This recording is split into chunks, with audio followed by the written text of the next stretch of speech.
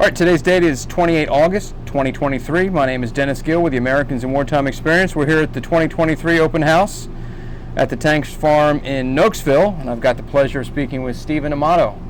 Thank you, sir, for sitting down and talking to us. Thank you for the invite. Good afternoon. Just give us a little bit of background on who you are. Where did you grow up? Where were you born? Go to school? That kind of thing. Sure. I grew up in upstate New York, and my parents moved us out of Brooklyn when I was about 6 years old, and in 1968 we relocated to a small town called Charleston, New York, about 40 miles west of Albany, a very rural area.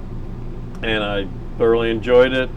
Went to public schools all the way through 12th grade, and I was at an air show one time with my mother, and I decided I was very interested in aviation, so I was focusing on my studies basically in high school, which would posture me for possibly getting in and being a military pilot in one of our services.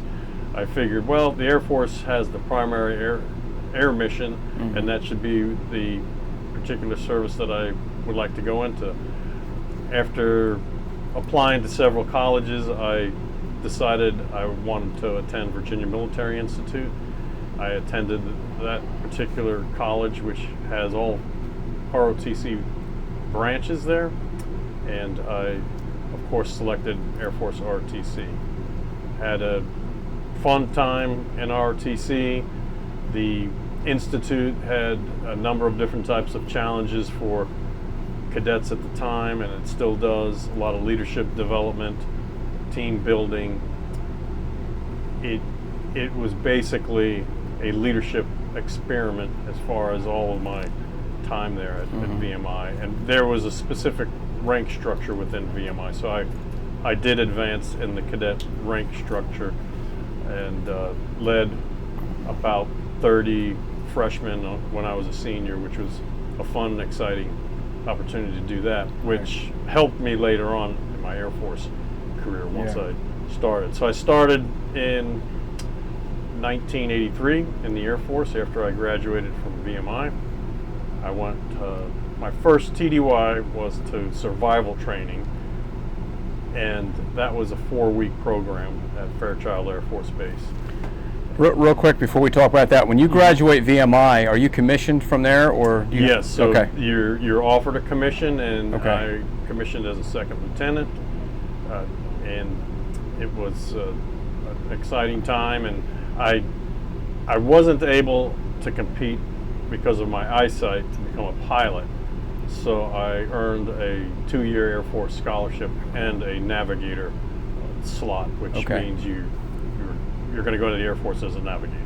Okay. So I was on the path to fulfill one of my goals, which was exciting and fun. And during those college years, I primarily would come home during the summer, work some form of job that I could get in upstate New York, which there isn't a whole lot of job opportunities in a rural area like that. But I was able to get some, and even during those summer jobs, I just kept thinking about my goal, kept thinking about I need to get through college, I need to graduate from college and try to achieve my goals. So those jobs, although they were very minimal, they just kept me determined. Okay. Do you get to choose the aircraft that you want to be on, or did the Air Force kind of tell you that's where you're going? Well, you have the opportunity to compete for it, and it's called a dream sheet at the time, and we would put all of our when we were graduating from Navigator training, which was almost a year long, then you'd list what kind of aircraft you wanted to go to. So my last aircraft of choice of about 24 was the B-52, but I did get my first base of assignment, which was at Carsville Air Force Base at the time, Texas. Okay. So Navigator school is about a year, and then you have to go to survival training, I guess. Yes. Does that follow that? Yes. Okay. The Air Force did a unique thing with myself and 5 other officers. They sent us to survival training first, and then we went to nav training. And usually it's the other way around. You go through your flight training, then to specific survival training. So it was it was exciting. It was, to me, glorified camping. However, there was some very good capabilities taught to me there, like evading potential enemies and resistance training if you're a POW and you're detained, and how to do it in honor, and how to do it to help protect yourself, your fellow comrades and stuff. So it was beneficial training. The other survival training I did was water survival right after my flight training. Okay. And that is done in a separate location in Florida. Gotcha.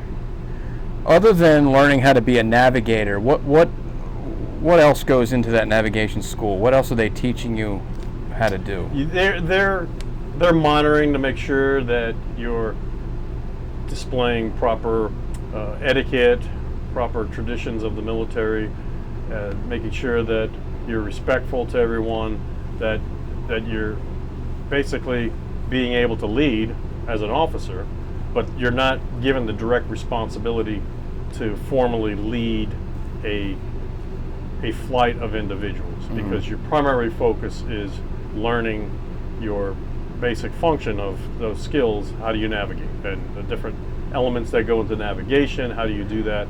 And the same thing is taken when you go to your specific aircraft navigator, or your specific aircraft training.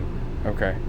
After primary flight training, so you learn that. And that's really your main function for about 18 months, because you go through your basic training of how to become an aviator, whether it's navigating or piloting, and then you go into your aircraft specific. So they want you to primarily focus on that. However, they still will uphold if you're not displaying proper qualities of an officer. Right. Okay. What was the hardest part about the survival school? What was the thing that, let's see, sticks most in your mind?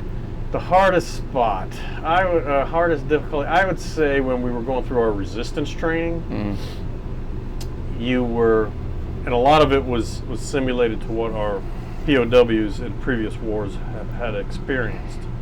So at this point, it was primarily what our POWs had experienced in Southwest Asia, Vietnam at the time. So I would say it would be the baby crying loud for hours and hours, just pumped over the speaker system that they had in the simulated detained facility that we were in. Right.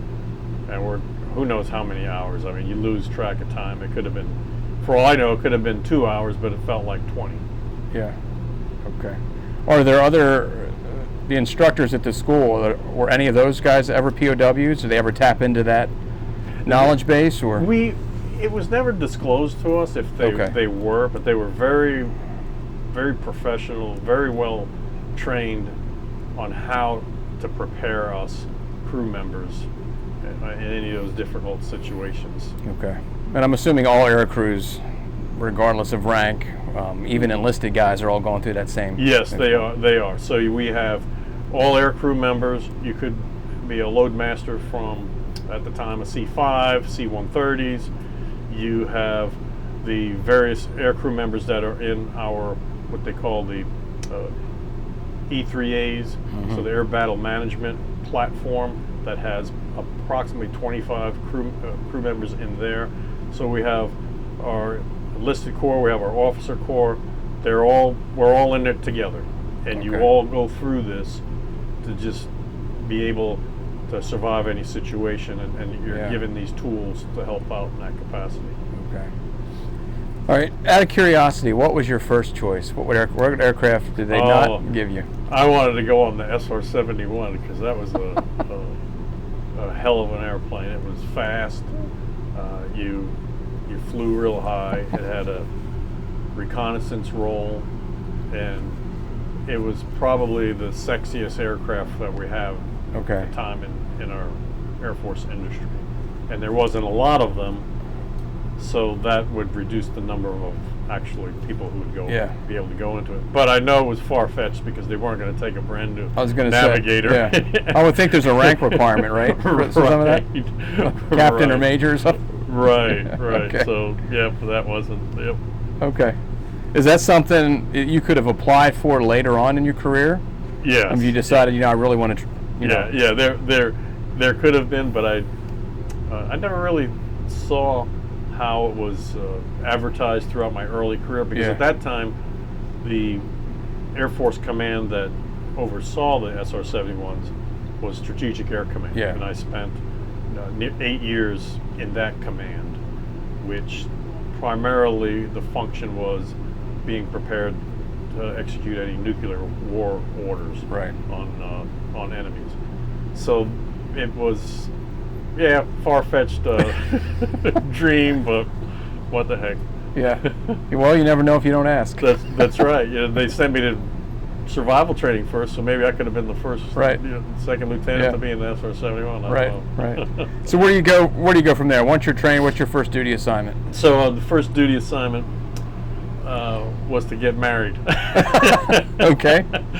So while I was going through my Navigator training, I met my wife Mary, and we didn't have any vision of getting married. Then eventually we were engaged. Okay. So once I finished up my B-52 basic crew training, we were married, and then we were reassigned and went to Carswell Air Force Base in Texas, so in Fort Worth, Texas. So envision an individual not knowing anything about the military, marrying someone who knows a little bit about the military, and plucking them up and relocating 1,800 miles away from any kind of family support structure that is non-existent. So the individual has to be strong-willed and very dependent, and she is. Right. And you're still married to her? Yeah, we are. Going on 39 years. Wow, great. Yep. So let me ask you. You mentioned you mentioned training on B-52. So that's another course that you're taking. It is. So this is number 3 before you even get on this plane. It is. So it is a little over 6.5 month course for navigators, and it is a full permanent change of station, PCS. So it's a full move that you're relocated, and you go through about 3 months of academic courses and some simulators. Then you meet up with your primary student crew that you're going to fly sorties in B-52s, as you're working together as a team, a small unit, understanding how to work as a team, how to understand how to apply what you've learned for over a year now of navigating, of specific B-52 policies and rules and regulations and systems, and pulling that all together. After about 12 practice sorties and approximately 10 different simulator events and rides, we call them, then you get a check ride. You successfully pass the check ride, and then you're pressing on to your first operational assignment. Okay. And that's Carswell. Okay. What year would you been there? So we arrived at Carswell in the middle of the summer of it was July 1985. Okay. So Cold War. Right. What is the mission now, the B-52 during the Cold War? So the B-52 has had a storied mission with the Cold War, and starting with many aviators before me. Right now, the mission it's one of the 3-legged tiers in the nuclear triad. So we have the intercontinental ballistic missiles that are land-based. You have the submarine-based intercontinental ballistic missiles, and now you have the bomber force. So with the bombers, the B-52 was right there, because you have a lot of flexibility with bombers, which was exercised throughout the Cold War. And we pulled nuclear alert duty, which means every 4 weeks we would basically leave on a Wednesday morning, kiss our wives, tell our kids goodbye, go to our base, and we would live sleep, work 7 straight days on base with assigned to a specific aircraft, which I can't disclose if it had specific types of weapons on there or not. However, we would be basically sleeping approximately 100 yards from that base, in what we call the nuclear alert facility. Okay. And our families could come visit us on base at certain facilities which had a klaxon horn, which is basically an alert horn. And if we heard the klaxon horn, we would have to respond by going to our alert vehicle and driving straight to our aircraft. As someone on the crew is driving, the navigator is writing down a message that's coming over a one-way pager. Once we got into the aircraft, we would quickly start decoding the message, and the pilot team would start to crank engines and get the engine started. So we would exercise that at least once while we were on those alert. The 7-day alerts. Okay. Yes. Okay. So there were anniversaries I missed, birthdays, holidays, because of that particular mission set that was needed, and that was throughout all the different B-52 bases. We had about 15 B-52 bases at that time throughout the U.S. and in the territory of Guam. And every base did the same thing, the same routine. Yes. There's always about how many B-52s would have been ready at each base? It depended on bases. Our base had 10. Okay. Some bases had 5 to 6. We had the largest B-52 wing in the Air Force at the time. So we actually had 2 B-52 operational squadrons on that wing. And alongside of us were our KC-135 tankers that were on alert with us too. Yeah. Okay. That would provide us air refueling. Was there what was the minimum time they wanted those aircraft airborne? I could only say less than 15 minutes. Yeah. So we could from getting a first notice from to driving out to the plane. Well, from yes, that's right. So as soon as the alert went out, right, you had a certain amount of time to get up in the air. Right, and then what we would do is there was a tactic called a minimum interval takeoff, which we call it a MITO, and the aircraft would take off in 12-second intervals. Mm-hmm. So you would be taxiing very close, and you would take off down the runway in 12-second separation. We would exercise that on our training flights to keep proficient on that, and those were kind of fun.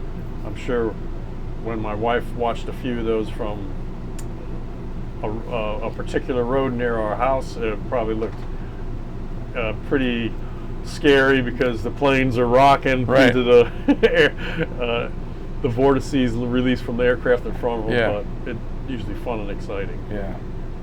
So the message that they were transmitting would give you the where you needed to go, what you were doing, or the message that would come in is encoded. Right. We would use we would use a specific type of decoding system, which that message would decode out and tell us if it was an exercise engine start, if it was, and this is on that, if it was you're going to taxi down the runway and come back and stop for further instructions, or if you're going to reposition the plane because we want to flex our muscle to the Russians to basically say we are increasing our posture of a response to make it quicker, and we would do that periodically throughout the year because the Soviet Union was our number one enemy. And they knew the Russians were watching with satellites. Right. So you were doing nothing they didn't know about. Right. As they were doing nothing we didn't know. Right. Gotcha. Right. Did you know? When did you know it was training? I mean, when they give you that alert, you don't know, right? You don't know. This could be the real deal. Right. So you get that encoded message, and now, okay, this is training. Right. So that's how it would basically, you would decode it, and it would give you a response of exercise, and you would have to authenticate it back. Gotcha. To the command post.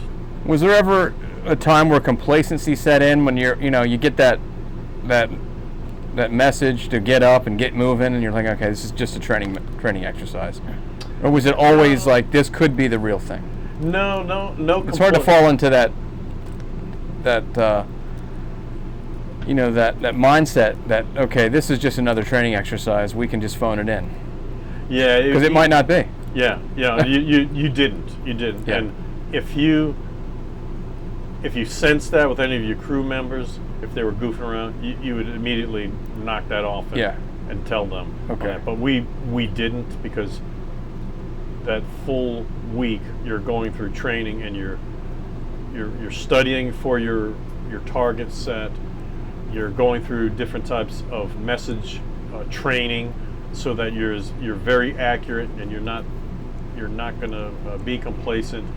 We're tested, so it was very serious at the time. Yeah. And a lot of checks and balances in place. Yeah. Yeah. So did you guys know?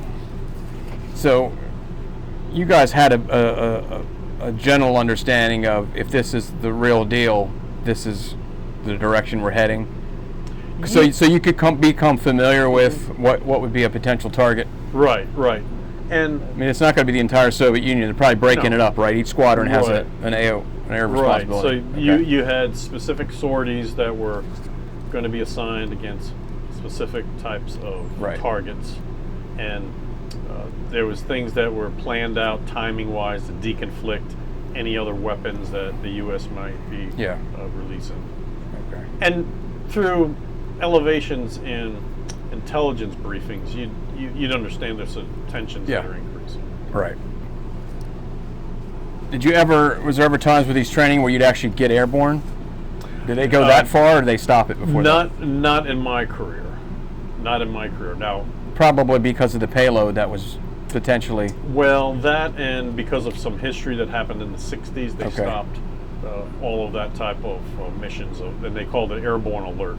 And you actually had these aircraft flying for 24 to 26 hours in different orbits, different parts of the globe, nuclear ready to go if a message came about. And they stopped that. They flew those missions for about 10 years, and there were 5 different accidents, and after that, Strategic Air Command said, we're not going to do it anymore. Okay. So they would not, peacetime, they wouldn't launch us to do something like that. Okay, so you were stopped short of actually. Right. Now, how long did you do that? How long were you on these 4 weeks on, 4 week off? I did that for 6 years. Okay. And the Air Force told us when we were going to have our leave.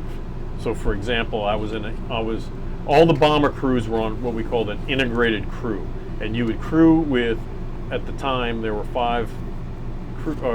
6 crew members on the B-52. So you would all take your leave, a 2-week block of leave, whenever our operations officer built the master schedule for the year. Okay. And I was on, I'll give you for example, I was on crew R71, and R means a less experienced crew. Mm-hmm. So R71 could have 2 weeks of leave in November and maybe 2 weeks of leave the following June. And that's it. You planned your time around that. So those were the big time. You couldn't say, well, I want to take 2 weeks off in January. No, you're an integral crew.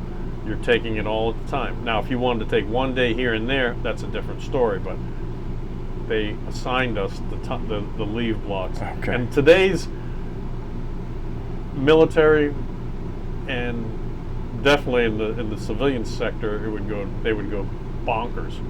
If somebody went up to you and said, well, here's your 2 weeks are going to be in August, and take it or leave it. Right. Yeah.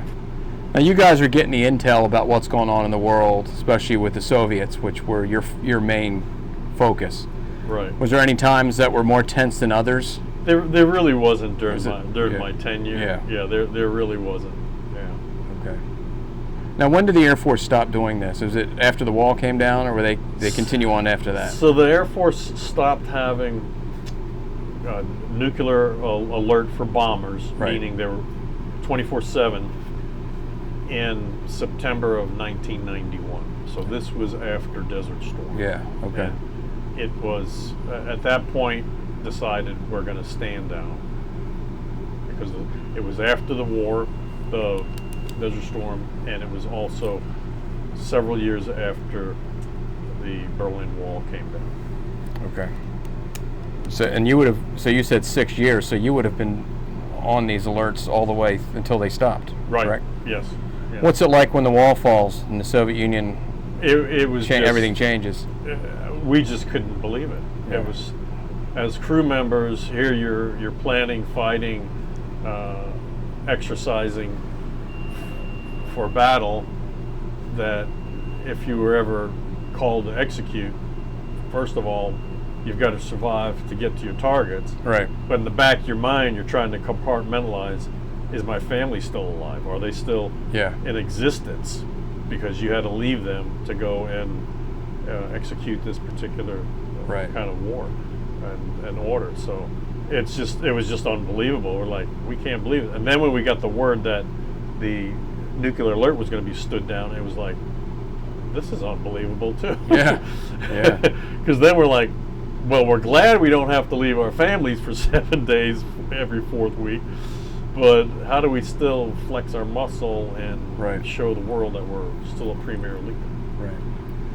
So let's fast forward then to Desert Storm. All right. So Tell us Desert about that. Storm was another. It was a surprise that seeing the war unfold on television and how, I mean, we were fixated, my wife and I, to the news all the time, watching how things were unfolding. And as a crew member, we weren't briefed up significantly. For example, explained that these different Air Force bomber wings are deploying. Here's some different types of feedback coming in from the battlefield and coming in from the different air operations. So my unit, my crew, we were very neutral as far as was it right or wrong. Of course, we had we wanted to support because we're patriots, and we wanted to also support our fellow airmen that are already deployed. But we didn't get a lot of information coming back to us on what was happening. So those regards, I felt something that could have been a little bit better going forward, if I ever was able to implement anything in my military career.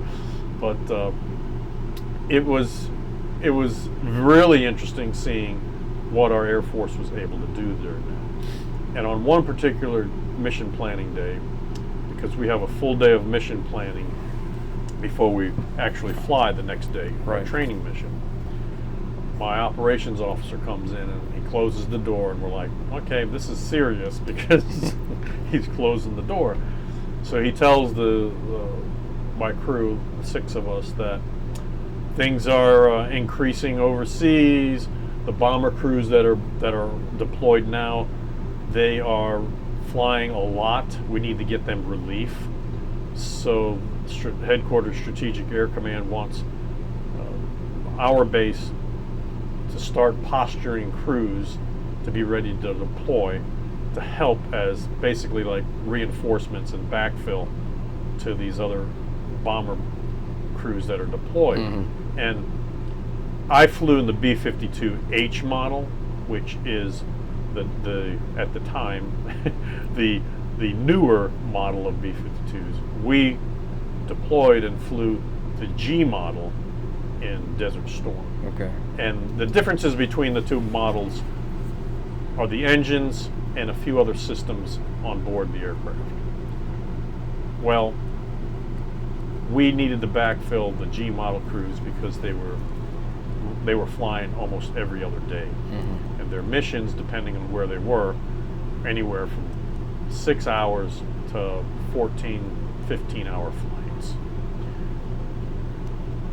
So the message from my operations officer was, get your stuff prepared at home, and that was it. So now it's like, what the heck is he talking about? Well, Is this before the invasion? this is after the invasion. Okay. So this is in late January of Gotcha. 1991. Okay.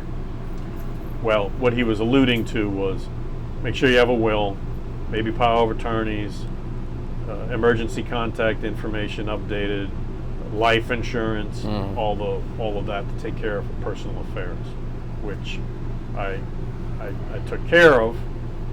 And then, of course, we do get the word 3 days later that you're going to deploy another 3 days later. So on February 3rd, we deployed my crew. And what we needed to do first is we needed to go to California and fly and work 2 weeks there in the G model. And it was called a replacement training unit before we could actually deploy overseas. So it was to get the pilots and our gunner synced up on how to fly the G model again. Okay. From the perspective of a navigator, are there any differences really between those two aircraft? Not much. The differences are there's some considerations for performance with the engines you just need to be a little cognizant of, but everything else is the same. The communication systems, the bombing systems, the navigation systems, everything else is the same. But it lacks no oven, and the oven is a critical function to keep food warm when you're flying. Gotcha. But the one thing that was in the back of our mind when we deployed on February 3rd, 1991 was we had just lost a B-52 over Diego Garcia in the Indian Ocean. And it wasn't from combat damage, it was from some crew functions that led to the aircraft to basically crash. So that was in the back of our mind, and that becomes a key thing later on. Yeah. Okay. So you deploy. Yes. How many B-52s go over there? There was approximately 60 B-52Gs at 4 different locations overseas. And as my crew and I were going through this replacement training, there were 11 other H model B-52 crews with us going through that. And we had indications that we were going to be going to Spain because we had opened up an air base in Spain, Morón Air Base, that we were going to be flying operations out of there. So we had all kinds of cold weather gear. I mean, we probably had a suitcase each with cold weather gear, all kinds of cold weather gear, whether it's civilian and our military cold weather gear. We had all this stuff packed. About 3 days before we were finishing up training, we were diverted and told we were going to Diego Garcia in the Indian Ocean. So that's where the 3 February thought comes in place. We just lost a B-52 there 2 weeks ago. Yeah. Okay. So what are you doing on the lead up to the air war? What are you? So lead up throughout, we're just primarily still pulling nuclear alert. Nothing changed posture-wise with nuclear alert. So that was our primary mission, and the G model B-52 crews and the B-52Gs were deployed because some of that alert posture changed. However, we didn't increase the number of our alert aircraft with the H models. We just kept that going along. Okay. And the air war kicks off. So the air war. What is the role of the B-52 at this point? Right. So the air war kicks off.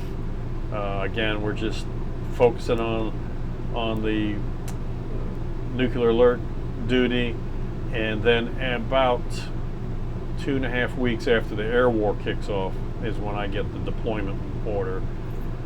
I didn't arrive in Diego Garcia until about mid-February of 1991. Okay. So we arrived there. Combat operations have been going on and planning since Operation Desert Shield. So there had been bomber crews on this island, 800 miles south of the tip of India, since August of 1990, that have not gone home.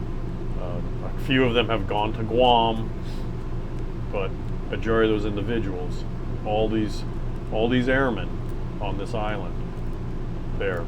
And when we arrived, I had been on Diego Garcia back in 1987, but when I arrived in 1991, it was like, this is like a something out of a war movie, because there's just thousands of airmen out there, and you have a tent city pitched up on this island, and you know that those airmen must be miserable because it's hot, humid, and you hear the noise of the aircraft 24/7, because there was not only bombers there, but you had different air refueling aircraft there, the KC-135, the KC-10s. You had cargo airlift coming in out of there, C-5s. You had C-141s. So a lot of activity going on, and our airmen were just functioning like it wasn't even there. Yeah. So they compartmentalized and focused on the mission that needed to get done, and it was something else. So we arrived there.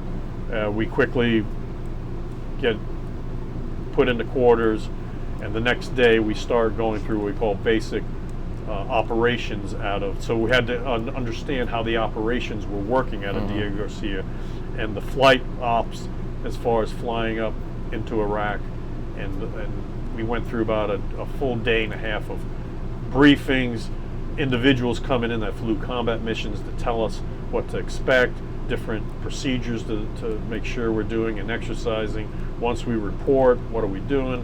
We were also trained to be what they called engine running spares, and I pulled that duty a few times, where my crew and I were scheduled to go to a spare aircraft, fully combat loaded, run up the engines, so the primary aircraft, if they had a problem, they could, what we call bag drag, take all their gear to the engine running crew change. We swap out, and they can continue on their combat mission. Okay.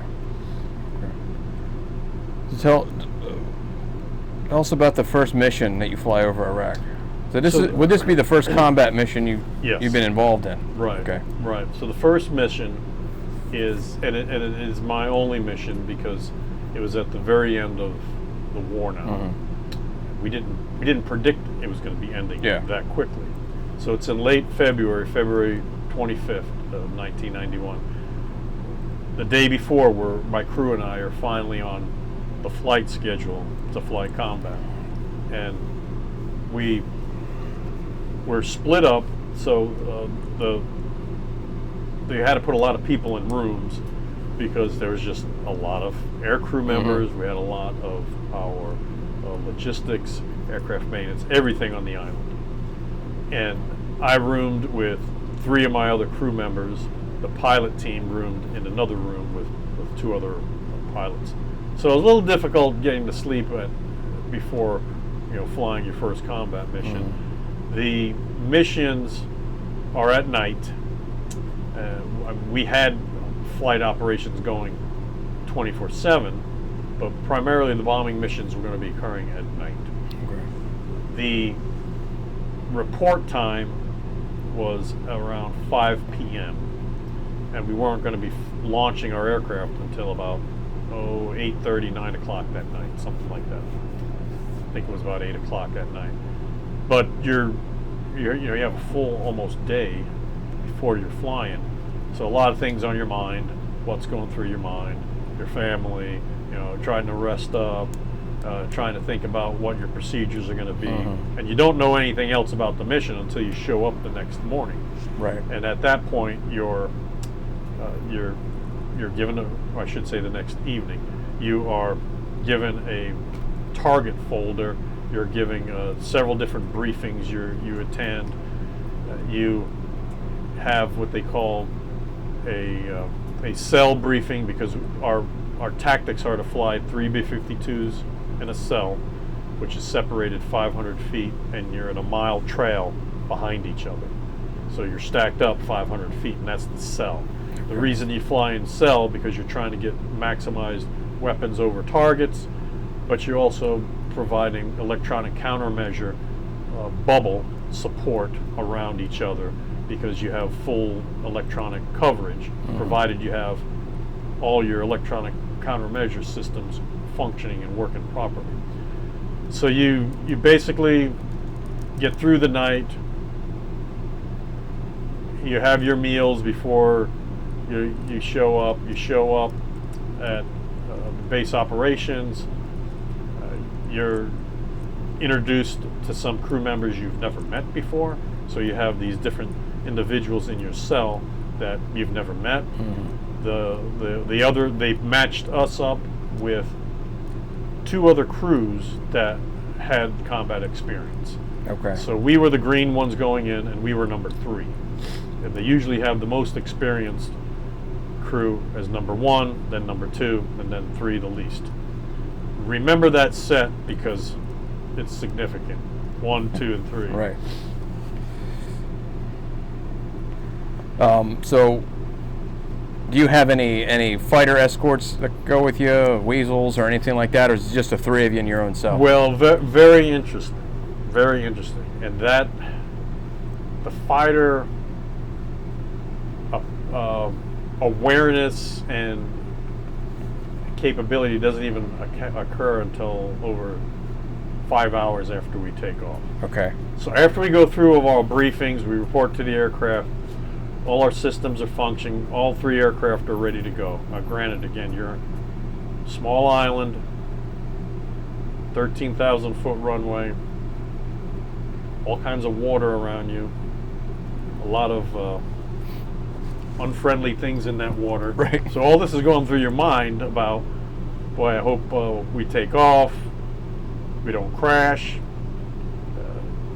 If we do have to bail out, there's the water. You're going through all of your different survival things to think about before you go. And again, you're compartmentalized.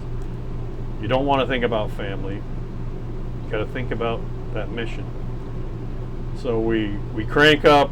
All 3 aircraft everything is going well, and we start taking off. And remember, I said that minimal interval takeoff. Well, with this particular type of tactic in our aircraft, it's expanded to a minute, not 12 seconds.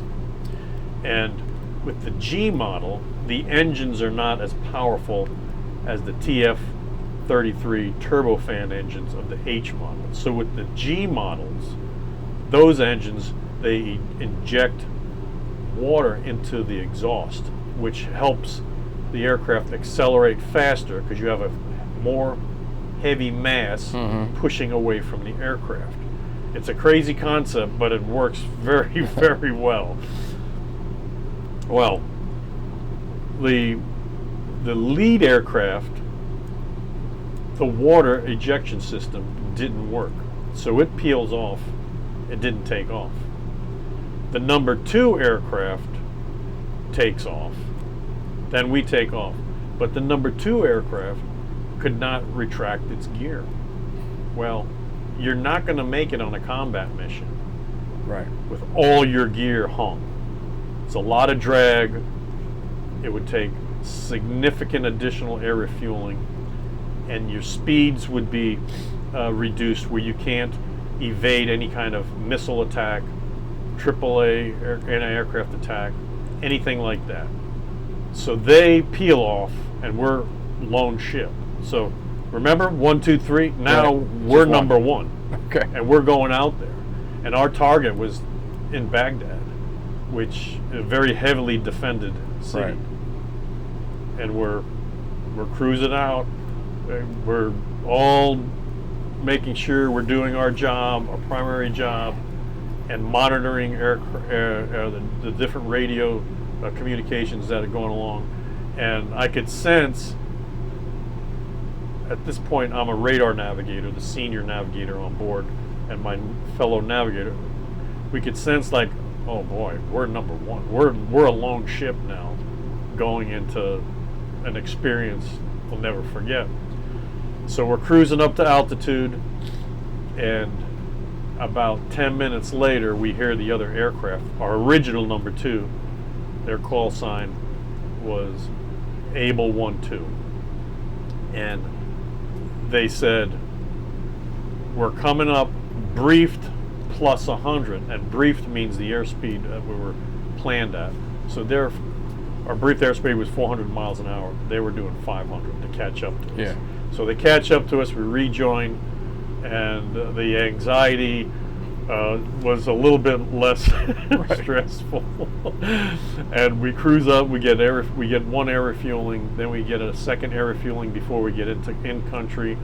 We fly over Saudi Arabia, and at this time there's different air battle management aircraft picking us up, monitoring the air battle. We know there's fighter and combat air patrol out there in different orbit setups, but they don't need to scramble to help us. And we actually get a bomber target change. Our original target, as I said, was in Baghdad, and we get a bomber target change, which changes us to bomb artillery pieces in the open air area where our ground forces were coming through. So our target set changes. Again, you have to decode that. Our electronic warfare officer, he decoded it first. He hands me the coordinates. I plotted out, and I said, his name is Ed. I said, Ed, I think this is wrong. These coordinates fall in Iran. So my Navigator and I, we redecoded it, come out with the proper target, the coordinates. We get everything set up. We brief up the crew. We ingress in country.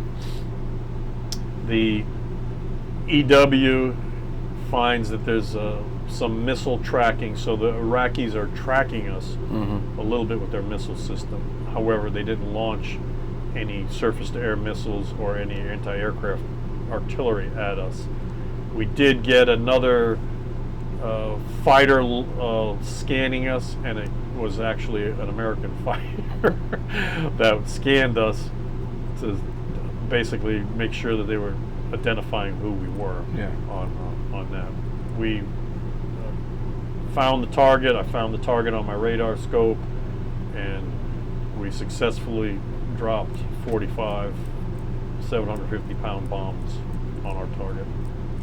And then we egressed out of country, out of Iraq, short flight out of Iraq, and we hit a third tanker, and it was about another 4.5-hour flight back to Diego Garcia. Okay. And your sense and whole being is like, whew, okay, that was an intense 10 hours, because it was basically 10 hours from takeoff to target. Now you want to make sure everybody's awake, or certain people are awake, that the aircraft is flying properly. And we did offset some sleep patterns, that one pilot slept, the other one was awake, and one of the Navigator and I would offset dozing a little bit, but making sure we were constantly talking to the pilot. Make sure he was awake. Right. Was that a typical that duration, the 10 hours to target? Were there bases that were closer? Yes. Or was that just out of necessity they had? Out of our base, out of Diego Garcia, that was typical. Okay. You had B-52s right there in Saudi Arabia that were flying ops out of, and theirs was extremely much shorter. Yeah. And the aircraft that were coming out of Spain and England were almost 10-hour in duration to the target, maybe 8 hours. Right. And that's your one and only combat mission over Iraq. Yes, it was. And it was pretty eventful, though. Yeah. And then we landed. It was February 26th, early in the morning. Once you land, you go through a number of debriefings. You hit maintenance. You hit intelligence briefings. You basically explain what you saw, heard, everything like that. And then you return your gear. There happened to be a makeshift bar very close to the ops building, and we stopped at the bar, had a beer, which was a good beer, one of the best beers I had, and then we returned back to our quarters, grabbed breakfast, and then took a nap and waited to see if we were going to come back on the flight schedule. The war ceased fired a day or two later. So we were going to be on the next flight schedule, which meant we were going to fly. We flew on that one day. We were going to fly another 2 days later, but that's when the ceasefire happened. So that ended all the hostilities at that point. Yeah. Are you able to communicate with your family very often? Yes, Your wife? not very often. At that time, it was the morale call, which you're limited to 10 minutes, maybe once a week if you're lucky. It was almost every 2 weeks because, as I said, there was thousands of people on the island, Americans, and you had limited phones. The British, it's a British territory, and the British telephone system was set up there. But what I did do is, the day after, when I flew my combat mission, that either morning or afternoon, I don't remember the exact time, I did spend $50, got a little phone card, called my wife. We spoke for 10 minutes because that was the duration for a $50 phone call. It was 10 minutes, and that was comforting. Tried to talk to our two boys, but they're young at the time, and they're not fully understanding everything, except they know that I'm gone. But it was still comforting to talk to my wife. Yeah. What are you Otherwise, doing? it's letters. Right. Yeah. What are you doing for downtime, if you even have any? We did have downtime, and we ended up having a lot of downtime later on after the ceasefire. But we would primarily work out, going to the gym, working out there, jogging. They had bicycles that we could get on a bicycle. Yeah. And eventually we were on that island for 3 months after the ceasefire as a show of force. Yeah. In the event that at the time Saddam Hussein might want to rattle his army again, we were the forefront to do any kind of flight combat ops again. Okay. So we learned to sail. They had sailing lessons there. All right. Where do you go from there? When you From leave? there, redeploy back home. We're home. I'm home maybe 2 months, and I get orders for reassignment to California, Castle Air Force Base, to go and be an instructor to new crew members coming into the B-52. Okay. All right. You were part of something called Desert Strike. Yes. What is that? So Desert Strike happened in 1996. After my Castle Air Force Base assignment, which was a really, really fun assignment. Got my wife back closer to her family. We were spending a lot of time with the family, touring California. My career broadened into logistics, so that was a fascinating, and I'm really appreciative that I had that opportunity. We get reassigned to Barksdale Air Force Base in Louisiana, and I'm a member of the 2nd Operations Support Squadron. And in that squadron, I led the conventional planning, meaning it's not nuclear war-related planning, but conventional type of planning. And a fellow officer and I, we came up with a quicker deployment concept called a light and lethal package, which basically you using a lot of the indigenous support on a base instead of dragging a lot of equipment with the deploying units. You use whatever capability you can there on that base. So Desert Strike happened when Saddam Hussein was threatening to go and attack the Kurds. Okay. And we had Operation Northern Watch, Operation Southern Watch, flying the no-fly zones of any aircraft that would be Iraqi military aircraft, enforcing that so they would not fly. And one Sunday, I get called in the office, Steve, you got to come in. And we're talking Sunday morning. I'm like, okay. So I come in, and this is when I learned that we're deploying B-52s to employ what is called a conventional air-launched cruise missile. Now, this type of weapon was also used in Desert Storm and was extremely successful. It's a precision-guided munition. Well, I didn't even know that there was tensions building through the media at all on this with Hussein and the Kurds. So all day long, I'm in the office. I'm working with different team members, and it is at that point where I'm identified to be the mission planning chief if we have to deploy. And I'm told, okay, go home, Steve. We've got all your information. We'll call you if we're definitely deploying. So I get home, and I get a call about 10 o'clock at night.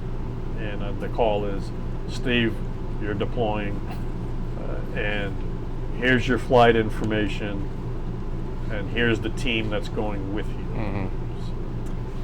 So I basically tell my wife, well, I'm leaving in 3 hours, and I can't tell you where I'm going, but I end up telling her later because I send her a postcard from Guam.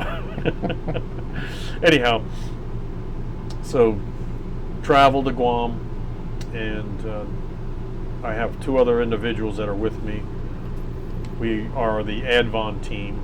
When we get on Guam, we start receiving the B-52s. We start setting up the combat planning operations, and I get the full scope of what's going on. And keep in mind, this is all before you are using email.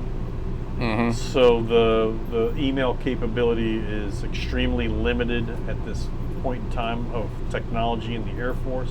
You're trying to use fax, and it was after trying to fax a flight plan from Louisiana to Guam over a secure, secret telephone line.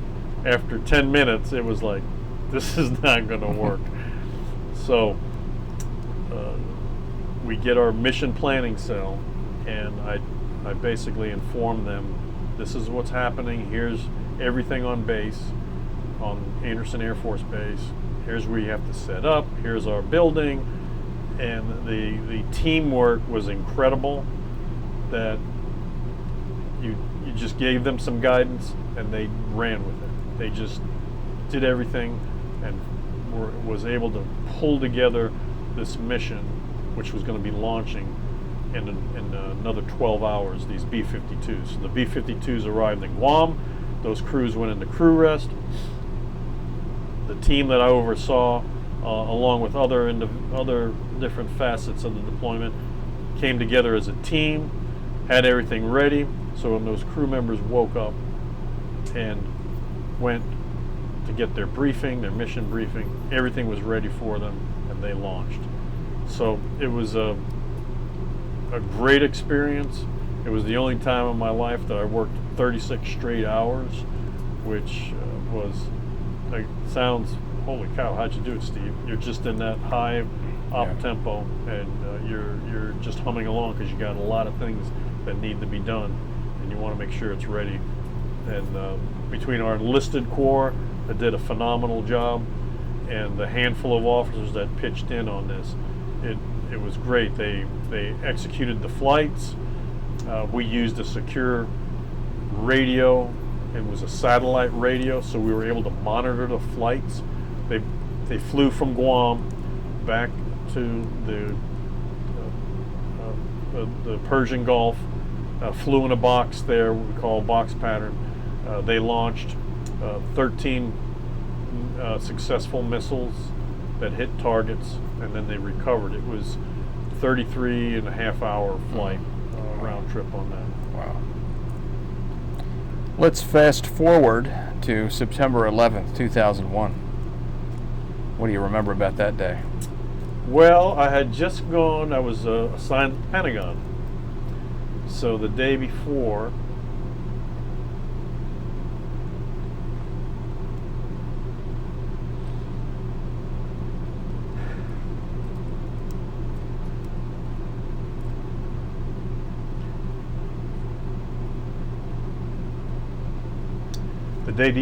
I go TDY, to lead this workshop on this project I've been working on. And while we were in this workshop in San Antonio, Texas,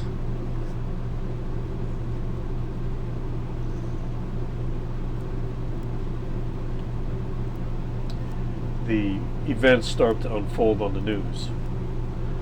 And after the first plane hit, I thought, wow, that's really unbelievable. It's bizarre.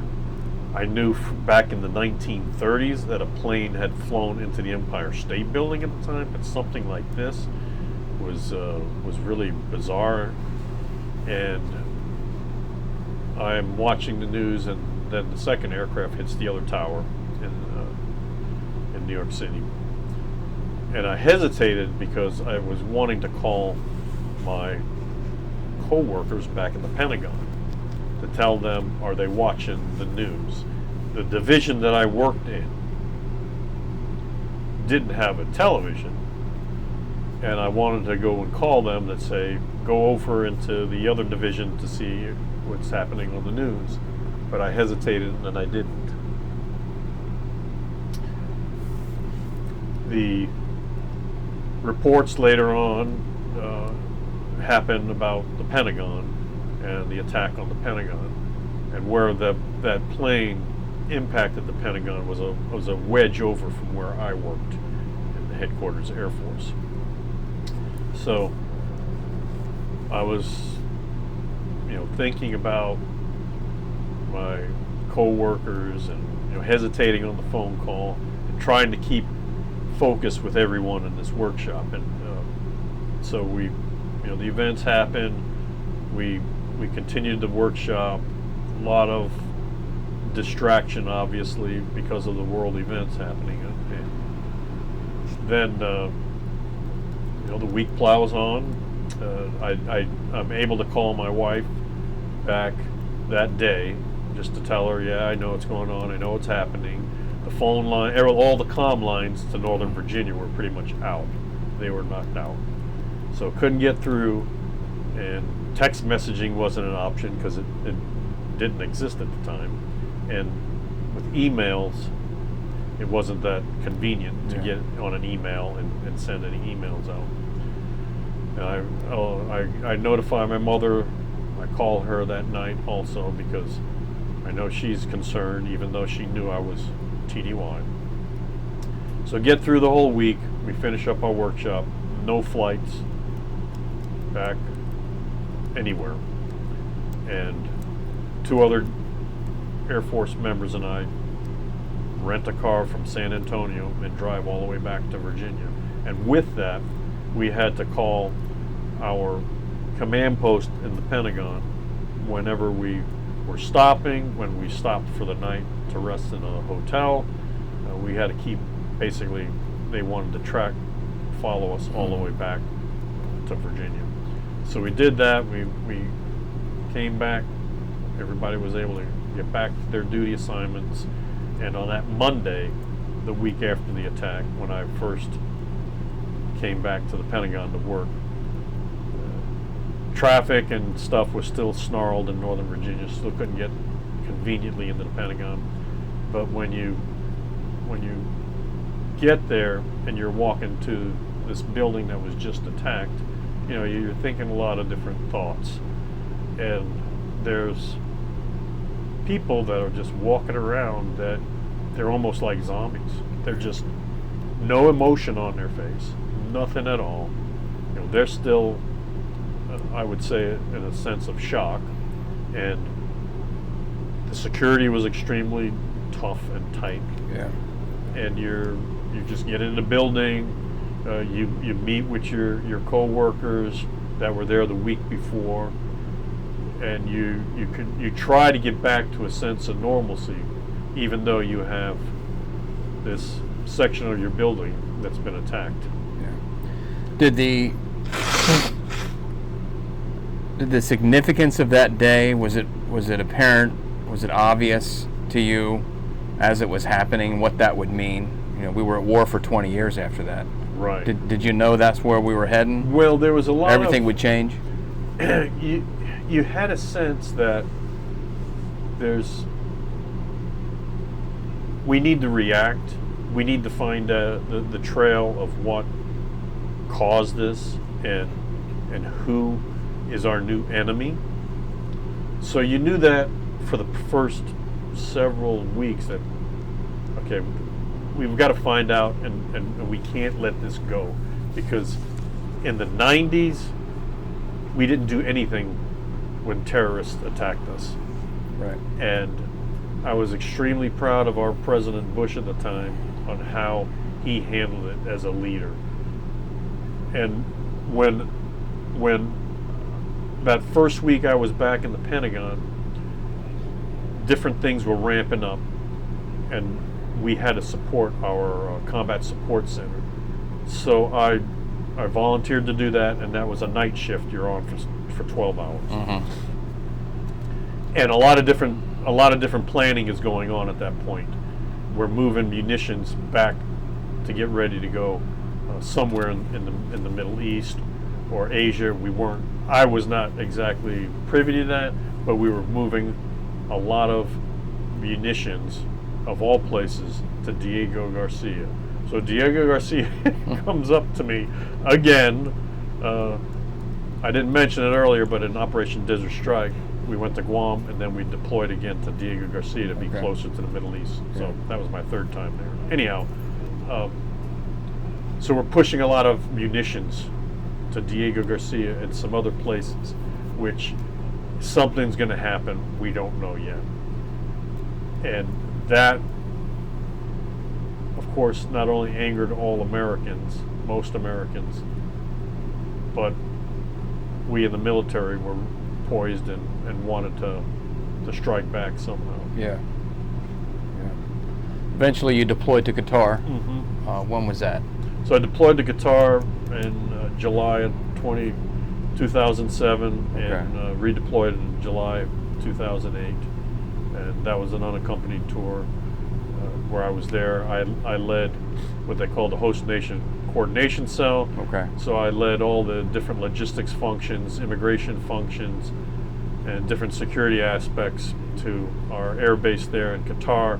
And it was a huge logistics hub, which we pushed out basically to Iraq and Afghanistan, different logistics supplies. Right. How long were you there? So I was there 12 months. 12 months. And in that 12 months, I did have the opportunity to come back to the U.S. 3 times. So I was able to see my wife and family on those trips. Right.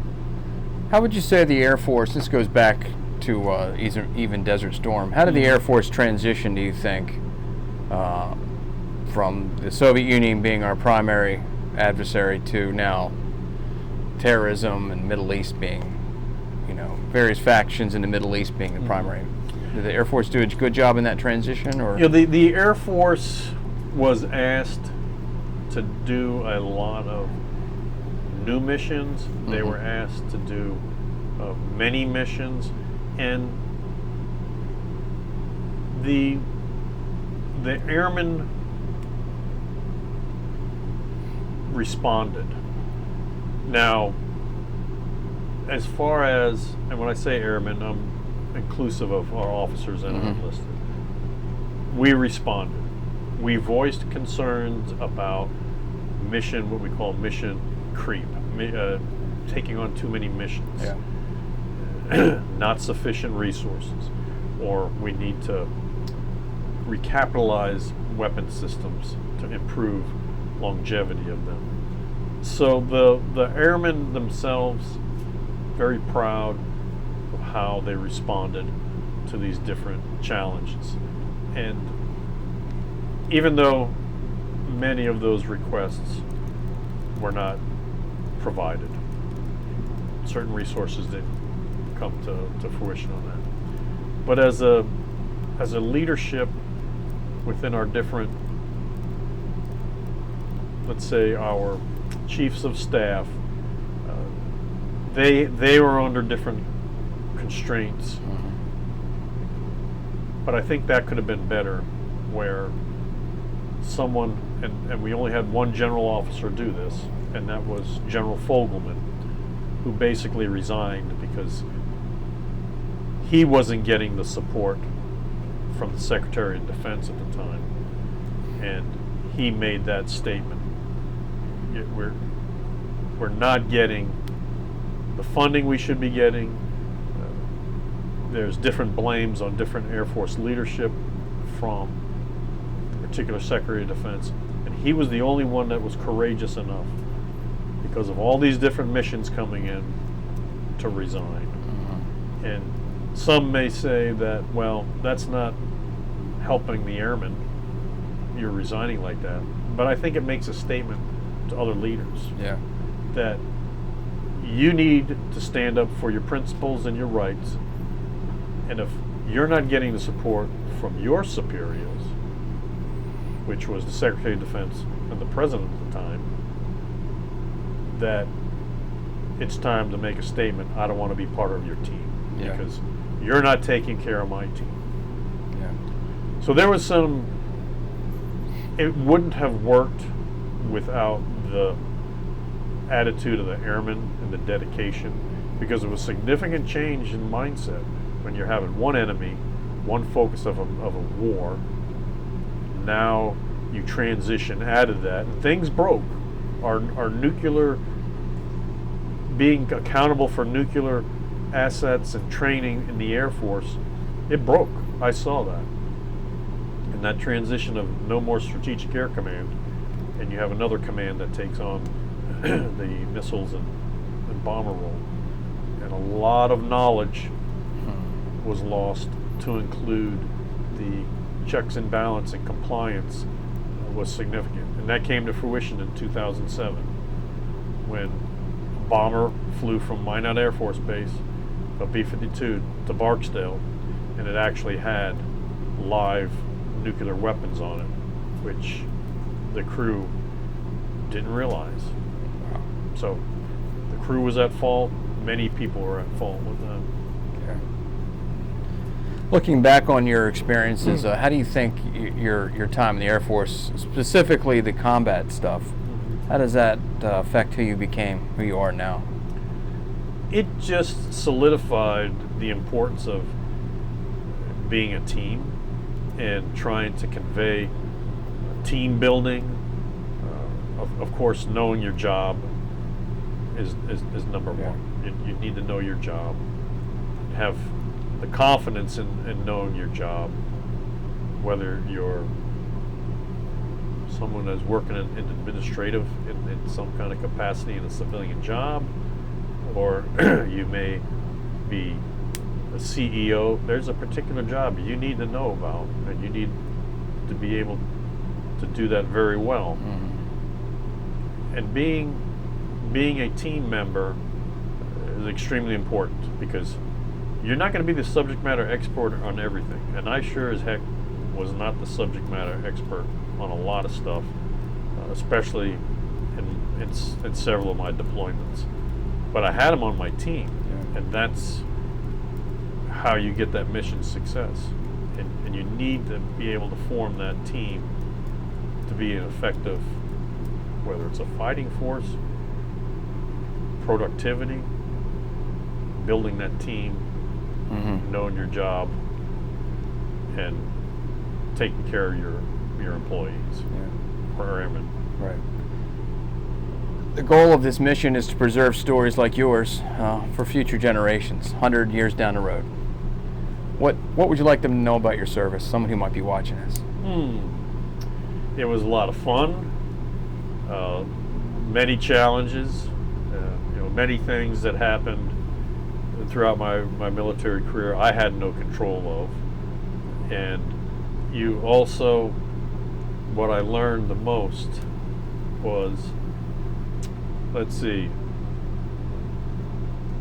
and I realized this when I was a professor of aerospace studies at VMI. Always think about your family, and they are so vital